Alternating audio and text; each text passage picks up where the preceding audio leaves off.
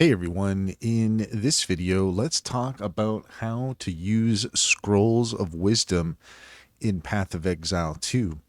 In order to do so, here we are in Path of Exile 2, and the first thing we want to do is open up our inventory. And in our inventory, we're going to find Scrolls of Wisdom. Now, Scrolls of Wisdoms are used to identify an item. So if you in your inventory happen to have an item that says unidentified, well, this is how you're going to use a Scroll of Wisdom.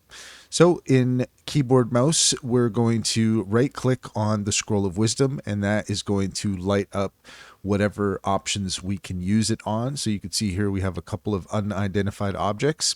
We're going to go ahead and left click on them, and we will identify them. And once you have identified them, then it will reveal a random modifier, and that will get you started with that piece of equipment. If it's something that you're interested in using, then you identify it with the Scroll of Wisdom, and then you can start to use the item. And that's all there is to it. If you found this video helpful, please leave a comment and like and subscribe for more helpful tips.